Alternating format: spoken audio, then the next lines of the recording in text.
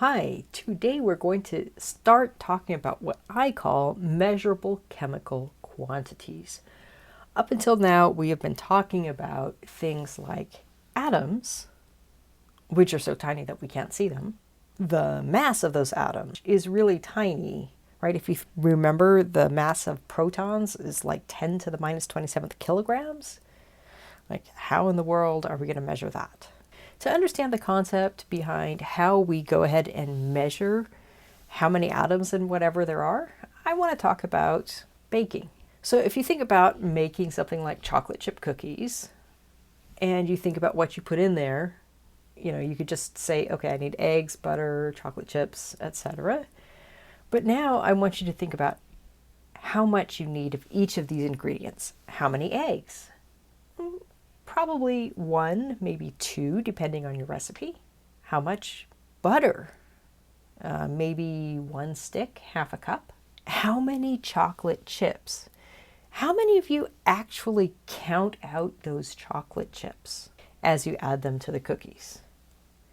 I never do, right? So how many chocolate chips do you put in? One bag, okay? Now, how about flour or sugar? Does anyone ever actually count out sugar particles when they're trying to figure out how much sugar to put in their cookies? No, it's always in cups, right? 1 cup of sugar, 2 cups of flour. So what we're doing here is we're creating something that helps us to measure things that are too tiny to actually count. And that's really what we need for atoms. So when we're talking about how many atoms we have, we can't count atoms one by one. I mean, we are barely getting to the point where we can actually see an atom. And even then, it's just a few atoms, right? We can't actually see thousands of atoms at once and count those. So we need to have some way of measuring something. And it needs to be in a quantity that has real world significance to us. What we have decided is going to be our unit of measurement is the number of atoms in 12 grams of carbon-12. Now we're talking about grams. And grams, that's something we can actually measure. Well, as it turns out, that number of atoms is something we call Avogadro's number, 6.02 times 10 to the 23rd. And we call that number 1 mole. I don't know who came up with the idea of mole, and I'm sure they weren't thinking of the animal, but it's kind of funny to make jokes about moles because that's what chemists do. All right, so just to put that in perspective, when you talk about things that there are a lot of, one of the first things that comes to people's mind is the number of stars in the sky. Well, most of the stars that we can see are in our galaxy.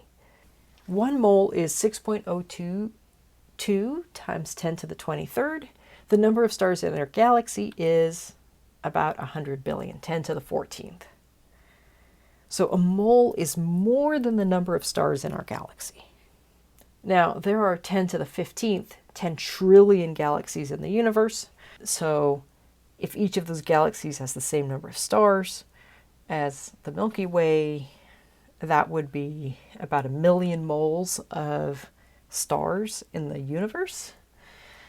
So we're talking about very large numbers. When we talk about, remember, this is just the number of atoms in 12 grams of carbon, which is not very much.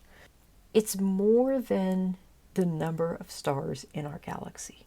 And if you take something made of carbon that's, fairly large, then that might have more atoms than the number of stars in the universe. Okay, so 1 mole of something is 6.022 times 10 to the 23rd of that thing. Now, to be clear, we often use this to talk about atoms. It does not have to refer to atoms. It can refer to molecules. We'll definitely see a lot of that in the future. But it can also refer to anything. We could have a mole of stars, as I mentioned before. We could have a mole of moles. In fact, there's a great book called What If by Randall Munroe, where he answers the question, what if we had a mole of moles? What would happen? Anyway, 1 mole of something equals 6.022 times 10 to the 23rd of that thing. So that's an equivalence. So we can use it for converting things when we're doing dimensional analysis problems. For example, we could say how many atoms in 0.134 moles. This is a dimensional analysis problem, so I'm just going to pop the steps over to the side, and we're going to start off with step 1, identify the units you want to know. And we're just going to do this exactly the same way we have done all of our previous dimensional analysis problems. How many atoms? That's the units we want to know, so that's going to be the units we're shooting for. Step 2, identify the units you already know. What number do we have in our problem that we already have units for? 0.134 moles. So that's going to go over there. And then we get to use conversion factors to convert moles, in this case, into atoms.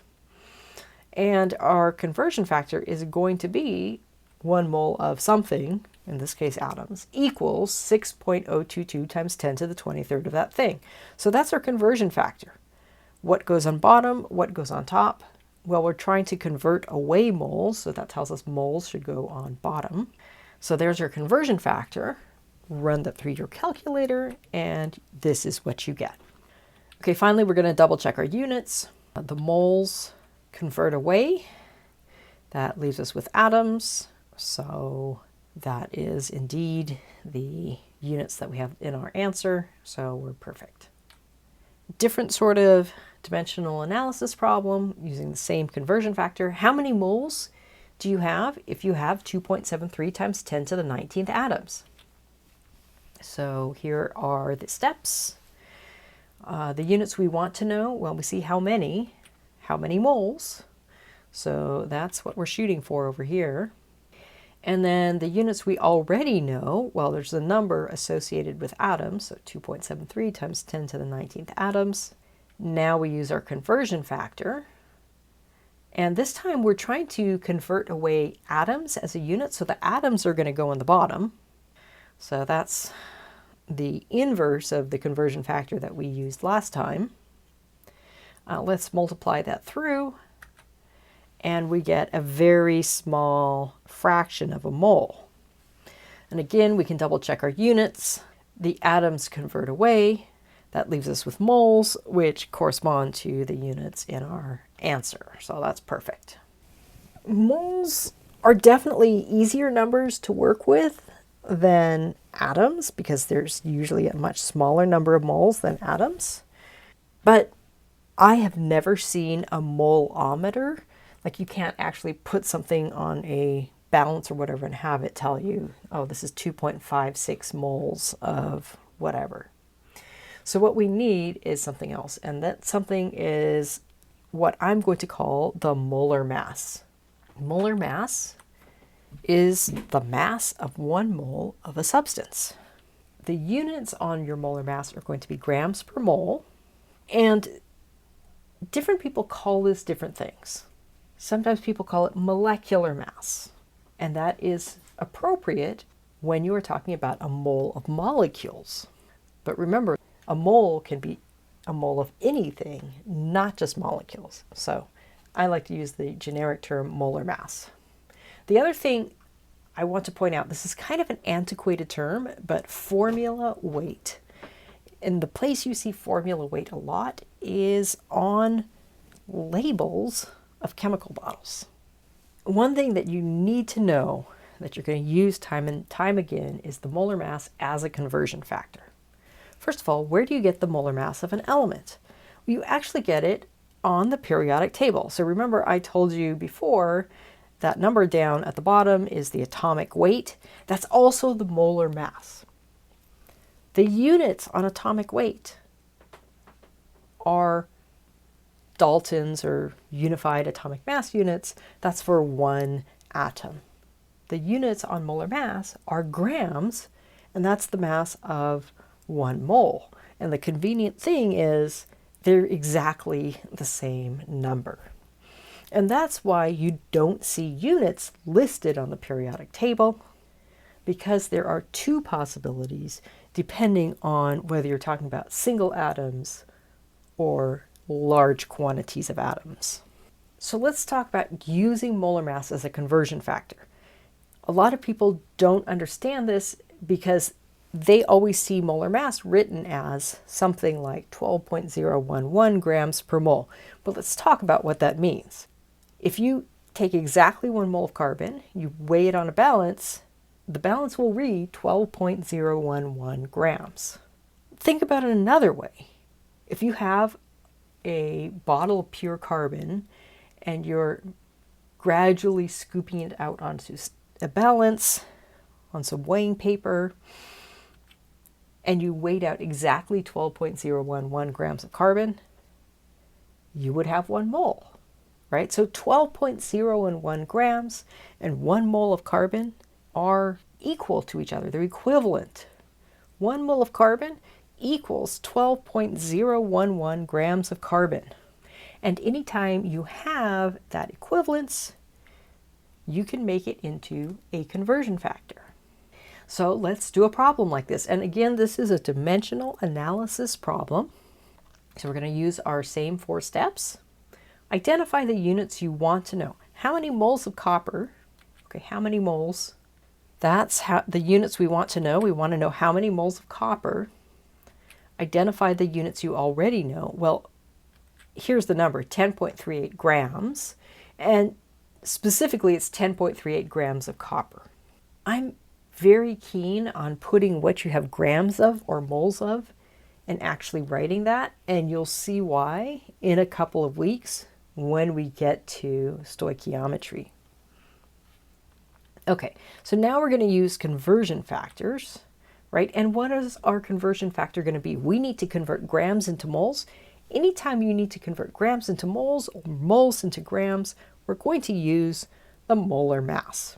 Where do you find the molar mass? Well, in this particular case, because we're talking about an element, we're going to go to the periodic table and we're going to find coppers. And you could see that the mass of copper is 63.546.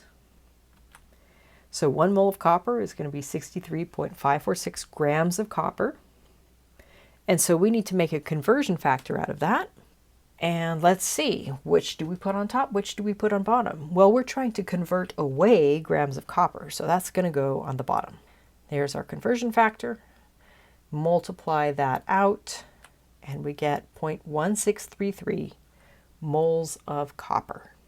All right, let's double check the units. The grams of copper convert away.